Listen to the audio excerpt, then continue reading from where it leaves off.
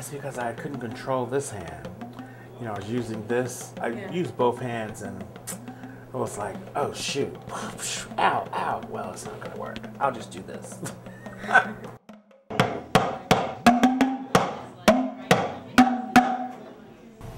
One sexual encounter.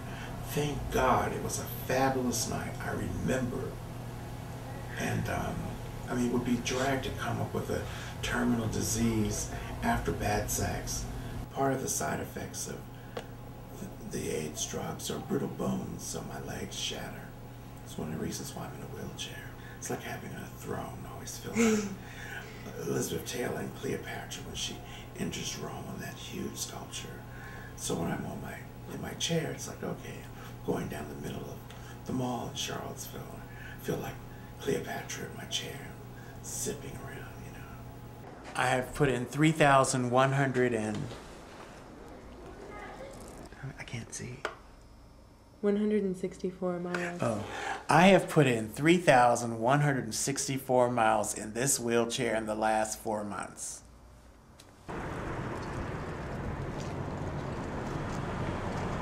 This is where I got squished, where that white car is. I mean, I was right here.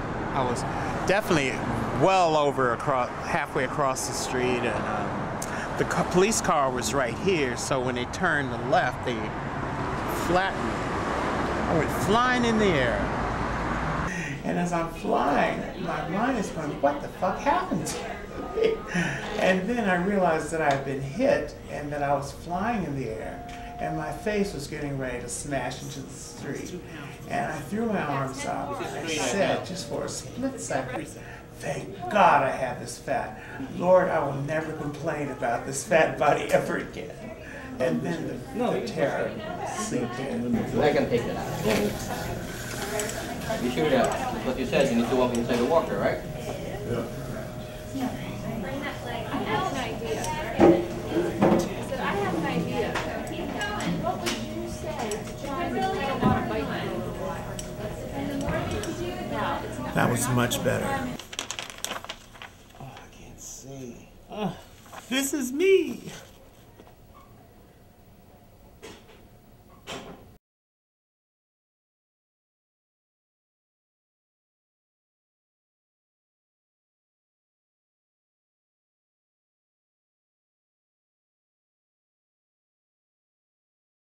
And 6 days after my article came out, the chief issues a memo that says, to the best of our knowledge, there were no witnesses to this event, or we've only just recently become aware of witnesses, even though, even in their own video, or the dash cam video shot from the police car, the witness was held, you know, you could see him.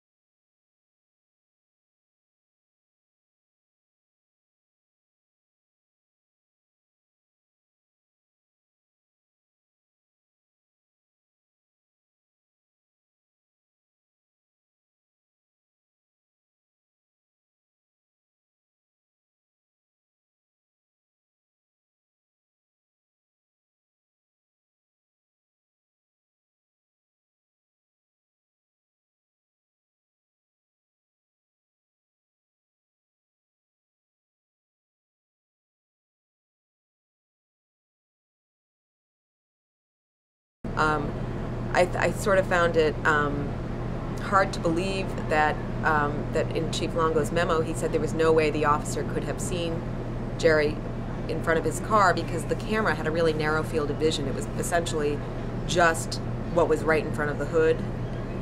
But a human being has peripheral vision and a head that turns, and you know, if you're turning left, you're probably going to look to your left. You're going to be scanning a little bit, and this thing just showed this narrow little square of vision in the front that, yes, Gerry did suddenly appear in this narrow vision, but that's not, it wasn't like those were the officer's eyes. That was just this camera.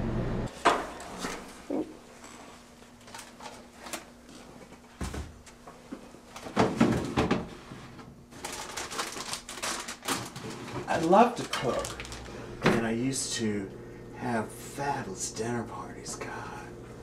We used to make really amazing things. And a lot of it is just harder now. I have very horrible diabetes, HIV, battling for 27 years now. And the problem is that HIV people say that you need to be eating rich, fattening, healthy food to stay alive. And also it helps to fight with a poor immune system. So you need all the nutrients from that. However, the diabetes people say, no, you don't need all this stuff. It's really bad for your health. So my thing is, if I've got these, and then I've got heart disease and kidney disease. So the heart people saying, hey, this heart healthy diet. Well, that counterbalances the diabetes, which fights against the AIDS. So it's like I've got this horrible contradiction going on. If I eat healthy stuff, on one hand, it keeps me alive. But on the other hand, all the healthy stuff is bad for my heart, for my diabetes, for my kidneys. So it's schizophrenic. So basically, I just go, you know, I'm a survivor. I have lived all this life as long as I have because I listen to my gut, and my gut tells me if I want that piece of cheesecake, I'm going to have it. I've been doing a series of paintings of portraits of me, friends, and gods and goddesses, and bathtubs. When I was a child, we had an old house here in Charlottesville with a great bathtub with claw feet, and I loved the shape of these tubs, and plus I loved it. It was fun playing in the tub. I see the bathtub as almost like a funerary boat or a sarcophagus, but only in a contemporary sense. This painting is about, they're all portraits, and that's me in the center, and then behind me is a spirit. She's blue. When I had a stroke, after my stroke, I've had 5 so far, there are these astral figures that I started seeing. And it's all about how my life is now. I'm going from, right now, one foot I have in the spirit world, and another foot is in the physical world. I know that my time is very limited. I'm not afraid of death anymore. It doesn't bother me. My problem is that I enjoy life so much, and I'm really greedy. So I want more time.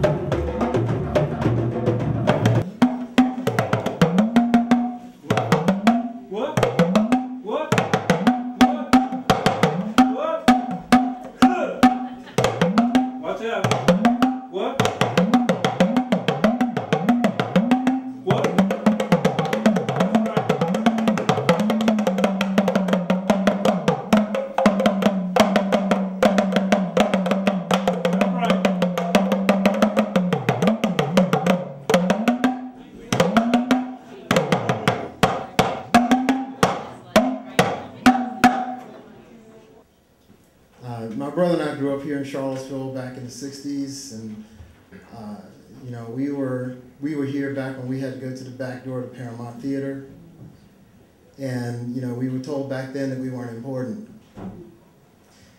And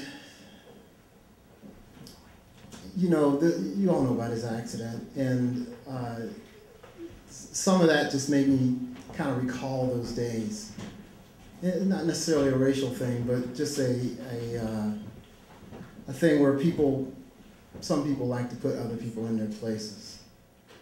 And my brother's a sick man. He was already, and you know, this thing hurt him. But I will tell you, he never lost hope. You know, he's been down, but the guy keeps popping up like toast. And the reason being is because of you folks.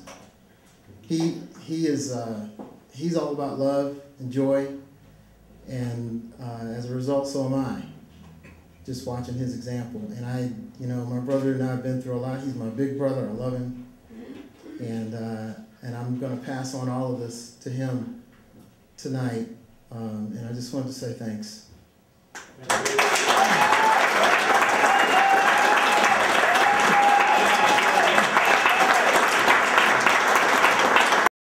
Oh, I have new eyes. I can now see you. I can now see how horrible my body is. But it's so nice. I have eyes. As a result of the accident, the hospital gave me medicine that made me blind. So for about a month and a half, I was blind. And I was doing a series of blind paintings like you see over here. And I'm so glad I'm in the dire poverty category, because if I wasn't, I couldn't afford the eye surgery that I had, because it's $3,000 a pop from what I understand. So I'm so happy to have new eyes. I have the eyes of a child.